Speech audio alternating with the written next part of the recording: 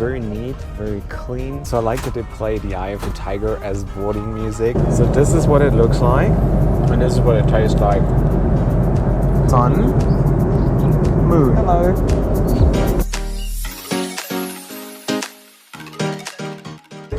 I don't know whether there's something hiding here. 40 passengers on board and they're out of food choices.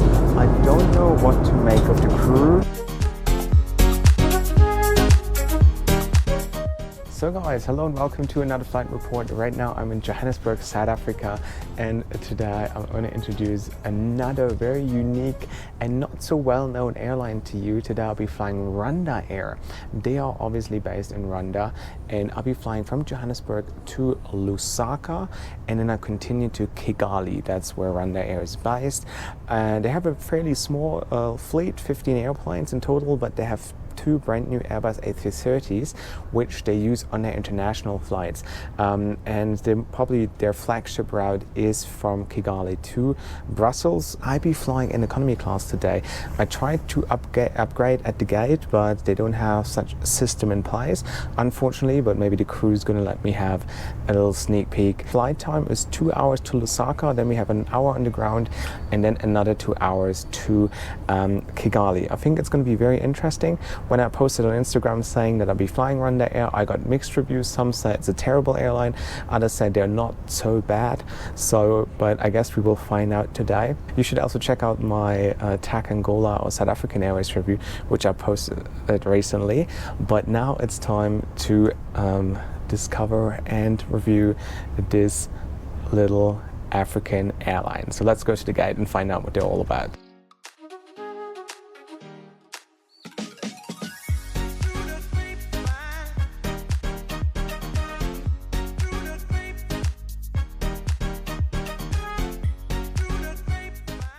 See what to expect.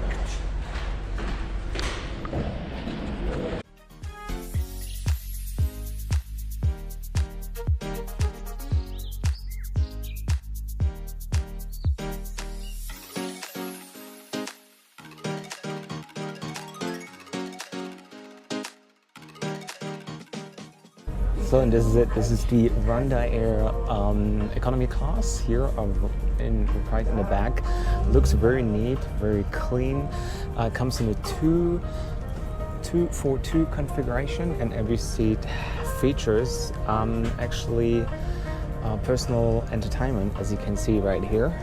Foldable table as well as a pillow. Looks like a very neat product so far. The hard product. Let's see what the soft product is. I was already told off once not to film, so let's see how that's going to continue, but I reckon I'm going to be okay. And as you saw in the further part, there's a premium economy, as I saw, and then in the front, that's where the business class cabin is located. But it seems like that the flight today isn't really full, so we'll probably get some very good footage.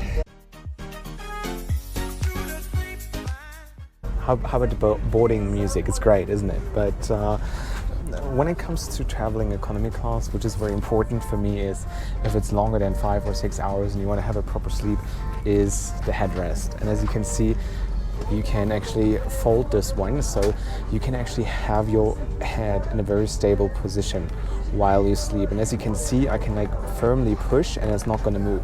And then, for example, you can do this.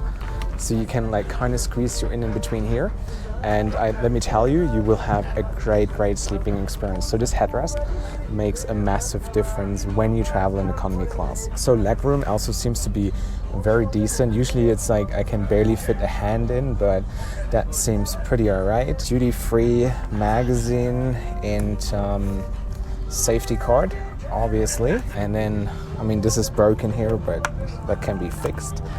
This is the table. It's adjustable as well, or the personal entertainment screen right in front of you. It seems to be pretty responsive. Let's see what movie choices we have. So in total, it says we have 34 movies, which isn't like too great. Yeah, well, a handful of African movies as well. I don't know exactly what audience they have, especially when they fly between Brussels and Kigali, but that is the in-flight entertainment. We also have games, 10 games in total, and TV series as well, 29. What do you have here? Raising Hope, The Middle, Royal Tour. Haven't heard of most of them, but you have Tom and Jerry. That is very comforting to know. But the screen, I like it, is very responsive. Absolute empty cabin.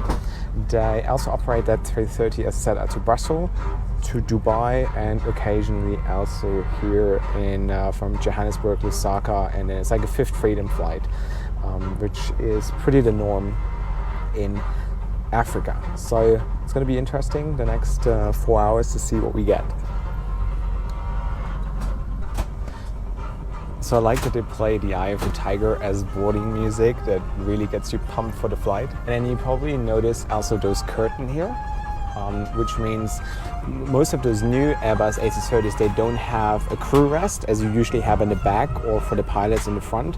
So what they do is they close the curtain, and then you have like 8 seats assigned on the side, which are basically purely for the crew to rest on long haul flights.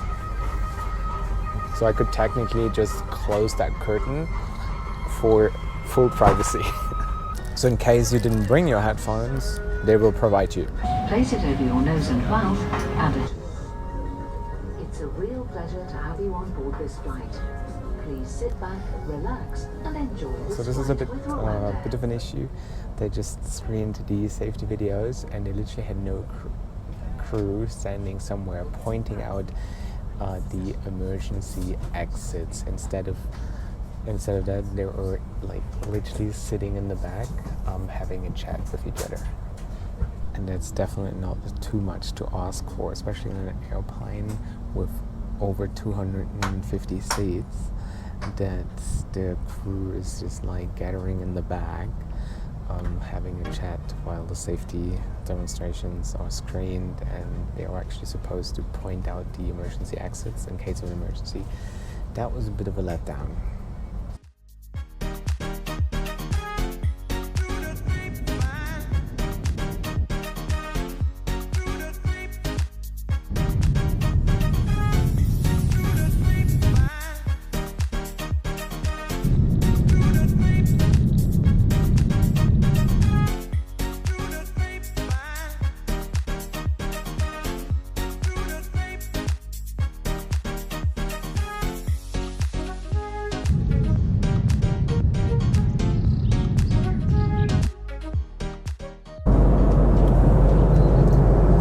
So as you can see, it features a universal power outlet in economy class. This is pretty cool. So it's shared. So if you have a seat neighbor, you might have to share it, but barely people use it. Like you can use it to charge your phone or for your laptop, but then there's also a USB slot right here. If you want to charge your phone, but that's always a great service. Then there are airlines, for example, whether you have heard of Scoot, they actually make you charge. If you want to use it, you have to purchase. I think it's $10-15. Check out Paul Winging It or Paul Lucas. Just type it in.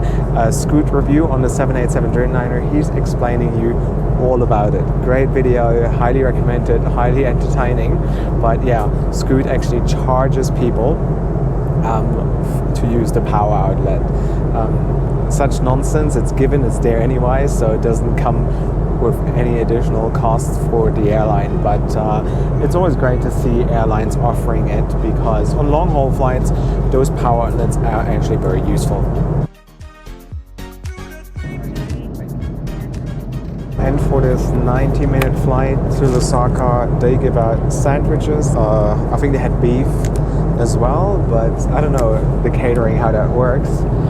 There's literally, I don't know, 40 passengers on board, and they're out of food choices. However, I'm fine with chicken. So this is what it looks like.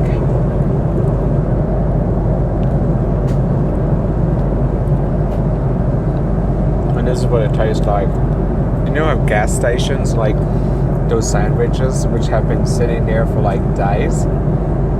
That's kind of what it tastes like. Yeah, I think I pass.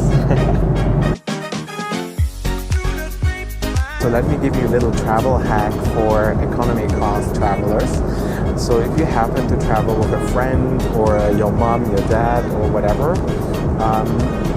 as you know, the Airbus A330 narrows down in the back. It usually is a 2-4-2 configuration, but the last rows in the back usually are a 2-3-2.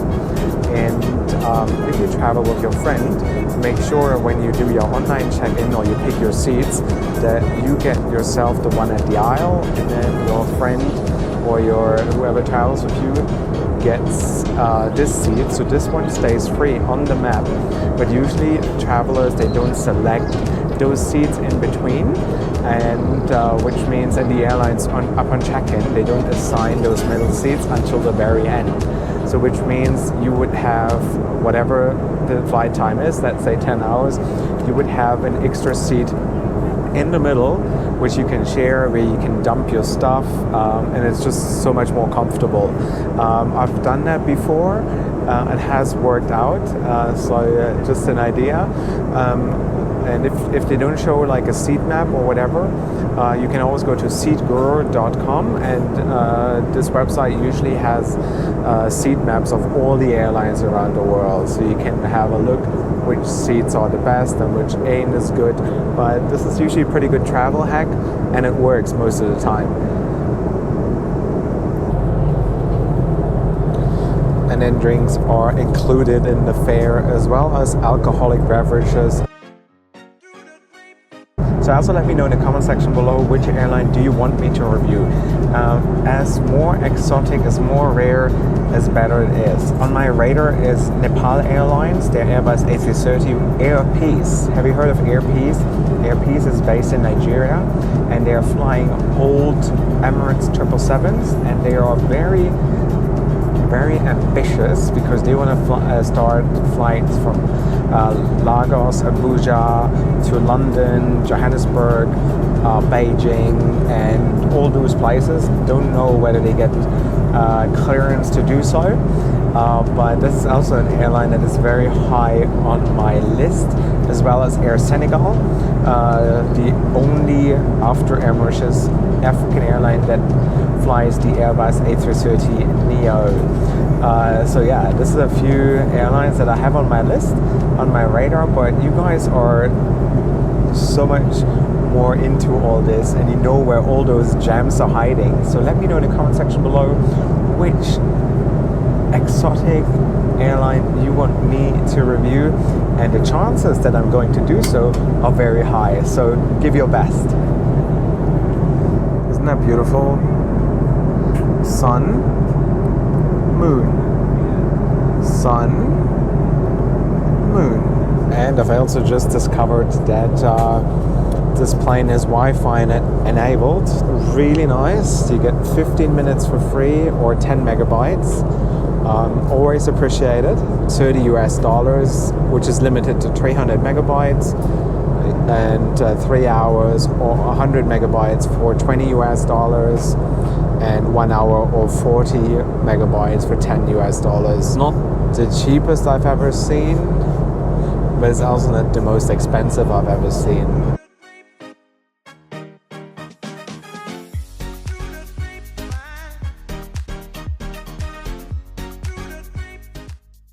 Also, quick check on the lavatory for whoever is interested. Some tissues here, soap, hand lotion, air freshener. Looks pretty clean, pretty alright. I don't know whether there's something hiding here.